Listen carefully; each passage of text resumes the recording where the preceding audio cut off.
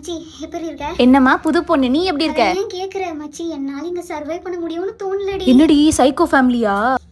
இன்னடி தான் கிரைம் த்ரில்லர்லாம் பார்க்காதேங்கற. எப்ப பார்த்தாலும் குத்துறது கொலை பண்றது அப்படிலாம் யாரா பண்ணுவாங்களா? அதெல்லாம் இல்ல. அப்ப என்ன மாமியார் கொடுமையா?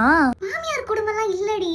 ஆனா இங்க வேற பிரச்சனை இருக்கு. என்னால இங்க இருக்கவே முடியாது. ஏச்சி என்னன்னு சொல்லு. உனக்கே தெரியும்ல, என்னால நான்வெஜ் சாப்பிடாம இருக்கவே முடியாது. என் வீட்ல எதுவுமே இல்லனால கருவாடாவது சாப்பிட்டு நான் வாழ்ந்துருவேன்டி. இங்க வந்து சண்டே மட்டும்தான் நான்வெஜ்ஜா, மத்த நாள் எல்லாம் வெஜ் செய்றாங்கடி. அதுவும் வெள்ளிக்கிழமை சனிக்கிழமை ஐயோ நான்வெஜ் வாடியே வரக்கூடாதுங்கிறாங்க. வெளியில போய் கூட சாப்பிடக்கூடாதுன்னு சொல்றாங்கடி. என்ன பண்றதுனே எனக்கு தெரியல. கீரை செய்றாங்கடி, முருங்கைக்கீரை. சரி ஏதாவது ஆர்டர் பண்ணி சாப்பிடலாம்னு பார்த்தா என் நாத்தனார் வேற பாத்துக்கினே இருக்கா. இவங்கலாம் ஆர்டர் பண்ணி சாப்பிட்டாலே வினோதமா பாக்குறாங்கடி. எனக்குலாம் ஈவினிங் 6 மணிக்கு மேல ஏதாவது ஸ்நாக்ஸ் வாங்கணும் அப்படி கையெல்லாம் நடுங்குது. கேட்டா நம்ம வீட்ல இந்த பழக்கம்லாம் இல்லம்மா, ஆர்டர் பண்ணி சாப்பிட்டா குடும்பத்துக்கு ஆகாது அப்படி இப்படிங்கிறாங்க. இதெல்லாம் விட எனக்கு கொடுமையா ஒரு விஷயம் நடந்துச்சுடி. என்னாச்சு?